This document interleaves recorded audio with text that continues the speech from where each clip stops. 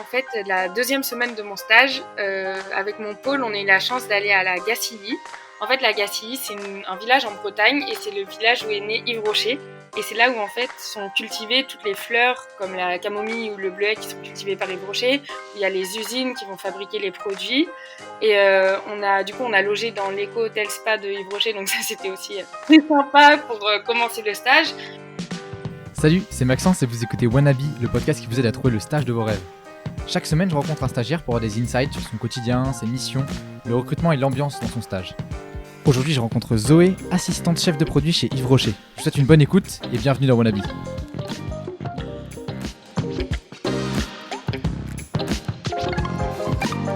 Ok, salut Zoé, bienvenue sur le podcast Wannabe. Merci de prendre le temps de répondre à mes questions.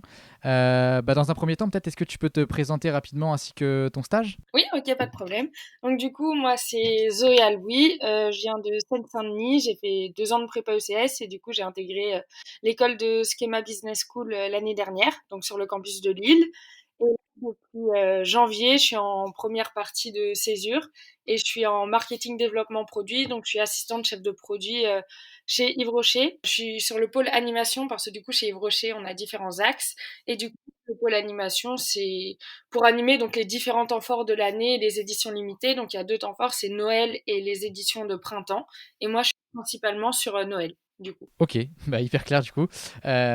Pourquoi tu as choisi de faire un stage justement chez Yves Rocher ? Alors j'ai toujours voulu travailler dans les cosmétiques. Donc je cherchais forcément un stage dans cette industrie. Et j'ai toujours eu à cœur de travailler quand même dans une entreprise qui a certaines valeurs et qui est assez responsable et consciente notamment de l'environnement. Du coup, comme Yves Rocher, c'est la première marque de cosmétiques naturels en France et qui font beaucoup d'efforts sur leur packaging pour avoir des produits avec moins de plastique, etc. Bah, mon choix s'est tourné du coup vers cette entreprise. Ok, d'accord. Et donc toi, tu disais que tu étais assistante chef de produit. Donc tu avais un focus principalement sur la période de Noël, si j'ai bien compris. Donc quelles sont concrètement tes missions au quotidien et typiquement, qu'est-ce que tu fais aujourd'hui pour préparer Noël, par exemple ? Alors du coup, j'ai en fait 2 gros projets, 2 grosses missions. Donc c'est Noël 2020 et Noël 2021 parce que on est déjà sur Noël 2021 là. Donc, du coup, sur Noël 2020, en fait, presque tout est déjà fini. Donc, le concept, etc., les produits sont déjà définis. Donc, ce que je fais beaucoup sur Noël 2020, ça va être par exemple, du calage de teintes. Donc, on va recevoir des échantillons des fournisseurs qui vont en fait produire nos produits. Ils vont nous envoyer des teintes et du coup, nous, on va devoir regarder ces teintes, dire voilà, cette teinte, ça me paraît un peu trop rouge, un peu trop rose. Donc, aller-retour avec les fournisseurs. On fait aussi de l'analyse de notre positionnement prix par rapport aux concurrents. Donc, on va comparer par exemple avec Sephora ou The Body Shop, comment on est par rapport à eux au niveau des prix qu'on propose. On fait aussi pas mal de PowerPoint et de présentations pour différents interlocuteurs, notamment pour par exemple la communication. Donc, on va leur donner en fait tout notre concept, les textes qu'on aimerait qu'ils soient ensuite disponibles sur leur campagne d'activation, etc. Donc, on beaucoup de présentations voilà, de tout le concept Noël 2020 en définissant chaque produit et chaque histoire derrière les produits. Donc c'est pour Noël 2020, c'est vraiment en fait suivre l'avancement du projet qui est déjà presque terminé et faire toutes les dernières vérifications. Donc par exemple vérifier que les textes qui seront disponibles sur les produits, par exemple en d'autres packs, sont bien conformes aux différentes règles juridiques qui existent. Voilà, donc c'est beaucoup de vérification et de mener à bien dans la dernière ligne droite le projet. Sinon, du coup, je suis aussi beaucoup sur Noël 2021. Donc là, on est à un stade quand même beaucoup moins avancé. Donc c'est beaucoup de la créativité qui rentre en jeu. C'est vraiment le métier d'assistante chef de produit, c'est vraiment quelque chose qui parle beaucoup de créativité. Donc en premier, on va brainstormer sur le concept, donc quelle histoire on veut raconter, une histoire donc qui incarne la marque. Donc c'est beaucoup de brainstorming et dire voilà, on part du voilà notre marque c'est ça et quelle histoire on va vouloir raconter et qu'est-ce qu'on veut que les produits incarnent. Une fois qu'on a l'histoire, on va travailler beaucoup avec des parfumeurs. Donc ça c'est super intéressant parce qu'on a des contacts avec différentes maisons de parfumeurs et on va leur donner donc notre histoire, ce qu'on veut raconter, en leur disant voilà on aimerait que on leur donne plusieurs pistes, on aimerait que ça sente telle odeur ou telle odeur, je peux pas trop dire bien sûr. Voilà, on va leur donner plusieurs pistes pour les différentes gammes et on va avoir beaucoup de rendez-vous avec eux où ils vont nous proposer des soumissions. Donc on va sentir différentes soumissions, on va dire voilà, cette note-là, elle me paraît un peu trop acide ou un peu trop sucrée. Et donc ça va être beaucoup de retravail et beaucoup d'allers-retours donc avec ces maisons de parfumeurs pour avoir en fait oui, c'est super intéressant. En plus, c'est quelque chose qu'on n'a pas forcément l'habitude de faire. Enfin, quand je suis arrivée chez Yves Rocher, j'arrivais pas vraiment à sentir un parfum et maintenant j'arrive à dire voilà, ah, on a une note plus comme ça, dans le cœur c'est plus comme ça, donc c'est vraiment super intéressant. Ensuite, on a beaucoup donc de développement du concept sur les produits, donc qu'est-ce qu'on veut que les produits racontent. Donc actuellement par exemple, moi je travaille sur le concept du calendrier de l'Avent Noël 2021. Donc c'est voilà, quelle histoire, quels engagements, quelle forme, quel nom aussi, parce qu'on fait aussi beaucoup de brainstorming sur les formes qu'on veut donner aux produits et sur les noms des gammes et des produits. Donc, par exemple, à Noël, on a beaucoup de kits. Donc, on va avoir des kits, par exemple, avec des masques ou des kits avec différents produits de notre gamme de Noël. Et du coup, c'est trouver quelle forme va vraiment incarner notre concept. Donc voilà, c'est beaucoup de brainstorming autour de ça, beaucoup de créativité qui rentre en jeu, mais on réfléchit toujours en gardant en tête nos objectifs et la stratégie de la campagne. Donc la stratégie de la campagne, c'est sur Noël, on veut faire du volume et on veut faire du trafic en magasin. On veut que des clients rentrent dans le magasin et viennent acheter nos produits. Donc on réfléchit toujours avec cette idée derrière la tête. Et on travaille aussi beaucoup avec des agences de créa, par exemple. Donc, on va leur faire pas mal de briefs en leur disant, voilà, une agence de créa, par exemple, qui va nous dessiner nos étiquettes pour nos produits, on va leur dire, on veut tels éléments qui incarnent notre concept, mais on veut pas que ce soit trop enfantin ou trop rose ou trop rouge. Donc, on va leur donner des idées de couleurs, des idées d'éléments sur lesquels ils peuvent travailler. Donc, c'est aussi beaucoup d'allers-retours avec ces agences de créa.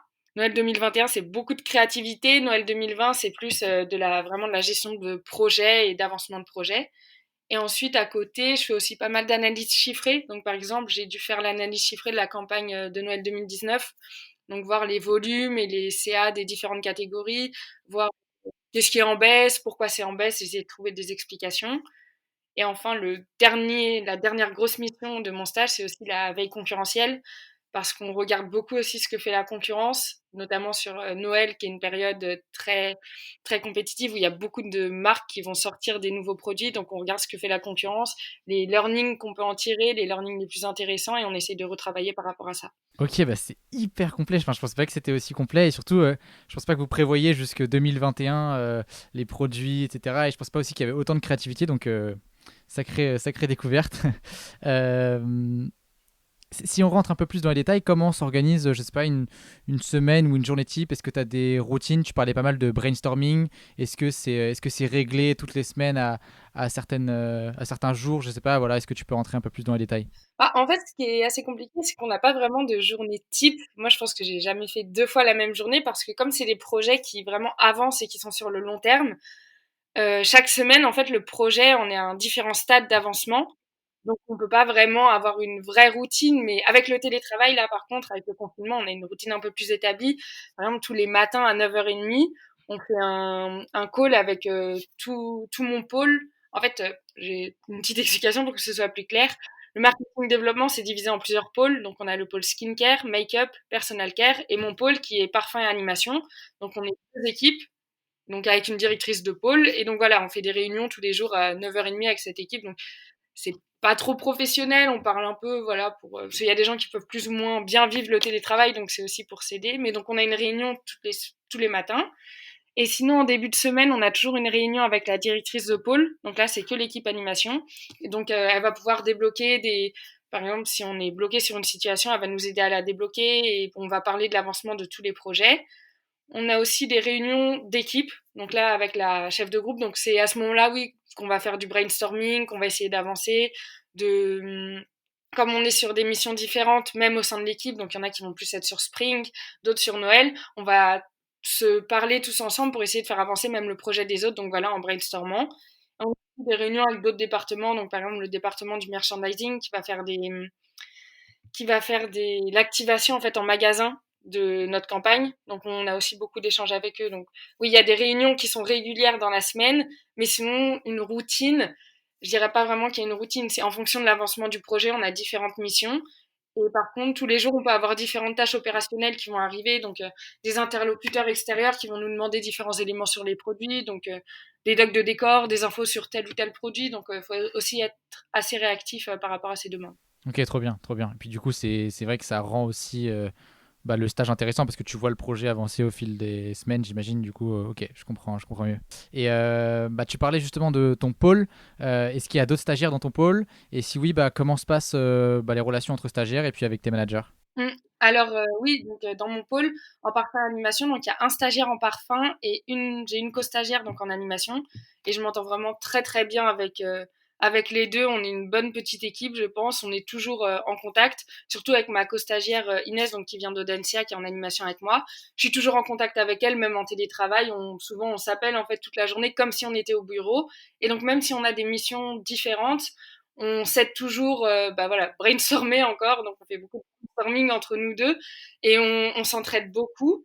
Mais sinon, en tout, on est une quinzaine de stagiaires en marketing développement et on s'entend tous très bien, on mange ensemble, enfin on mangeait ensemble avant le confinement tous les midis, on se faisait des petites pauses café à un endroit où il y a des canapés, des fois on sortait boire un verre et même avec tous les stagiaires de la boîte, même là on est pour le coup plus que 15, on est beaucoup. Les RH du coup ils organisent souvent des after-work pour tous les stagiaires de la boîte pour qu'on apprenne aussi à se connaître parce que c'est moi du coup je suis beaucoup plus en contact des stagiaires en marketing développement et pas forcément en contact avec les autres stagiaires donc ces after-work ça permet aussi de tous se connaître un peu. Et puis les autres stagiaires du coup nous en marketing développement on est dans plusieurs open space et moi, j'ai la chance d'être en fait sur le même bureau que 5 autres de mes co-stagiaires, donc mes co-stagiaires de mon pôle, et aussi les stagiaires qui sont en personal care. Et du coup, on s'entraide toujours, on parle toujours, on a toujours des questions à se poser, et ça permet aussi d'aller beaucoup plus vite parce que il y a un stagiaire qui peut avoir déjà fait par exemple une fiche concept ou une analyse de chiffres que moi je sais pas forcément faire. Du coup, on va toujours s'entraider. Donc ça, c'est assez sympa aussi d'être réunis sur le même bureau, les 6 stagiaires. Alors que les autres stagiaires sont en général à côté de leur manager. Mais sinon, avec mes managers, ça se passe très bien. Donc, on a une équipe assez complète. Donc, il y a la directrice de pôle.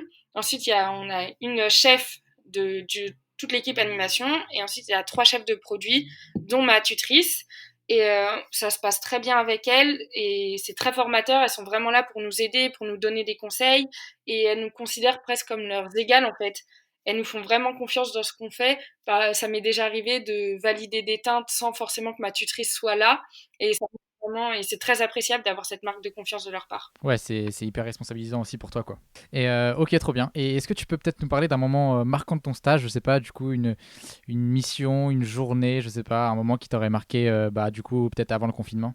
Ah, il y a une journée qui m'a vraiment marquée. En fait, la deuxième semaine de mon stage, avec mon pôle, on a eu la chance d'aller à la Gacilly. En fait, la Gacilly, c'est un village en Bretagne et c'est le village où est né Yves Rocher. Et c'est là où, en fait, sont cultivées toutes les fleurs, comme la camomille ou le bleuet qui sont cultivés par Yves Rocher, où il y a les usines qui vont fabriquer les produits. Et on a logé dans l'éco-hôtel spa de Yves Rocher, donc ça, c'était aussi c'est sympa pour commencer le stage, mais surtout ça nous a permis vraiment de nous connaître et de nous connaître entre nous, l'équipe, mais aussi d'en connaître beaucoup plus sur l'univers de la marque parce qu'on a fait les musées interactifs, on a vu la maison où est né Yves Rocher et ça permet vraiment d'en apprendre plus sur l'ADN de la marque. On a aussi travaillé, on a fait des réunions de 4 heures dans l'hôtel, mais voilà, on a vraiment plongé dans cet ADN de marque et je trouve que c'est assez important quand on veut s'inspirer. Donc, je parle beaucoup de créativité et de brainstorming et de pouvoir aller là où tout a commencé et là où Yves Rocher a commencé. Ça permet aussi de nous aider quand on veut s'inspirer, quand on veut faire des produits emblématiques de la marque. Par exemple, on peut se dire, oui, donc quand j'étais au musée, il a dit ce mot-là. Ce serait intéressant peut-être de reprendre ce mot-là dans notre concept, dans le storytelling. Pour le coup, c'était très sympa à faire en deuxième semaine de stage. Ouais, tu m'étonnes, trop bien, trop trop bien. Et au regard là de tes 4 mois chez Yves Rocher, qu'est-ce que tu penses apprendre pendant ce stage? Alors, j'ai beaucoup parlé de créativité, mais je pense que je vais vraiment le mettre en avant parce que c'est très utile dans ce métier-là et ça me permet vraiment de développer ma créativité. Donc, on fait beaucoup de recherches, même sur Pinterest, des recherches de visuels, des recherches de noms. Enfin, vraiment, la créativité, je me sens beaucoup plus créative maintenant qu'il y a 3 mois. mais il y a aussi beaucoup de gestion de projet, parce que du coup, il y a 2 projets qui sont quand même en parallèle, Noël 2020 et Noël 2021. Donc j'ai vraiment appris à prioriser les tâches. Donc voilà, des fois, on va avoir une tâche super importante, mais à côté, on a quand même comme je disais, des tâches un peu plus opérationnelles ou des interlocuteurs qui nous demandent des éléments et il faut quand même être assez réactif pour leur répondre tout en gardant en tête que voilà, on a cette tâche qu'on doit rendre absolument avant demain. Et donc voilà, la gestion des deadlines, c'est aussi quelque chose que j'ai beaucoup appris dans mon stage parce que Noël, c'est une période qu'on peut pas louper. On peut pas se permettre de lancer la campagne plus tard. On peut pas lancer une campagne de Noël en janvier. Donc l'importance des deadlines, c'est vraiment clé parce que on doit, surtout maintenant avec le confinement, on a pas mal d'usines qui sont fermées ou des tests qu'on peut pas réaliser.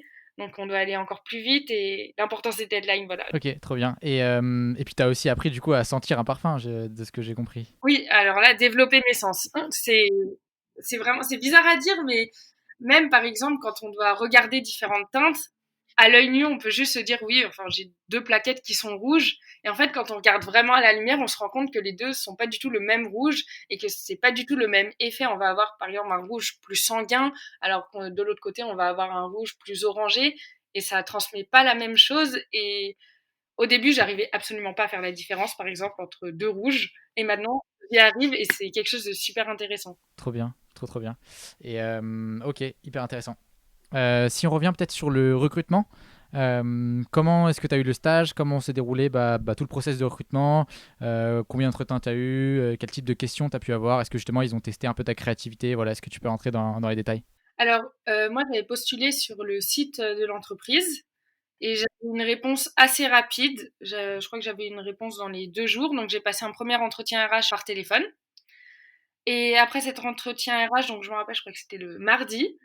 Et la RH m'a rappelé le lendemain et m'a dit que j'avais été prise pour aller au Marketing Talent Day. Donc en fait, c'est une journée, une après-midi plutôt, pardon, qui est organisée par Yves Rocher. Donc j'ai dû me rendre dans leur bureau. Et donc à ce Marketing Talent Day, donc on était une vingtaine de postulants. Donc on a eu un premier entretien RH, enfin un premier entretien RH de la journée, mais du coup mon deuxième entretien RH. Et ensuite, on a passé 2 entretiens avec des managers, donc sur des axes différents. Donc moi, j'avais postulé pour les axes donc animation, dans lequel j'ai été prise, et pour l'axe skincare. Donc j'ai passé aussi un entretien avec les managers en skincare. Oui, ils ont un peu essayé de voir ce qu'en était de ma créativité. Ils m'ont posé des questions. Enfin, ils m'ont montré, par exemple, leur dernière campagne, les produits de leur dernière campagne ou leur dernier produit pour le skincare. Et ils m'ont demandé d'essayer d'analyser ces produits. Qu'est-ce qui était bien, qu'est-ce qui était pas bien, qu'est-ce que j'en tirais, comment j'aurais fait différemment. Par exemple, pour l'animation, ils m'avaient aussi demandé, voilà, si je devais faire une collaboration avec quelqu'un, qu'est-ce que je ferais, et quel produit je ferais, comment je créerais mon produit. Donc, c'était des questions aussi qui testaient un peu l'univers de la marque pour pas qu'on dise des choses totalement à côté de la plaque. Quand on dise oui, j'aurais fait ça différemment, faut quand même dire j'aurais fait ça différemment, mais ce différemment doit rester dans l'ADN de marque. Donc voilà, des questions un peu comme ça. Après, sinon, il y a beaucoup de questions classiques sur mon parcours, sur mes anciennes expériences. Et voilà, et plus de la pratique ensuite, de me montrer les produits et voir ce que je ferais différemment par rapport à ces produits. Ok, hyper clair. Et du coup, à l'issue de cet après-midi, ensuite, tu as eu une réponse directement, enfin ils t'ont appelé ou comment ça s'est passé? Ils m'ont appelé une semaine après, donc ça a été assez rapide. Ok, J'ai une réponse assez rapide, donc ça c'était assez sympa. ok, trop bien. Merci pour tous ces détails. Du coup, toi, quel serait ton meilleur conseil maintenant pour faire un stage chez Yves Rocher? Et en particulier au poste d'assistant de chef de produit. À ton avis, est-ce qu'il y a des prérequis ou des qualités à mettre en avant? Tu disais que fallait faire preuve de bon sens quand quand il nous posait des questions à l'entretien. Quel serait voilà, ton meilleur conseil pour faire un stage chez Yves Rocher?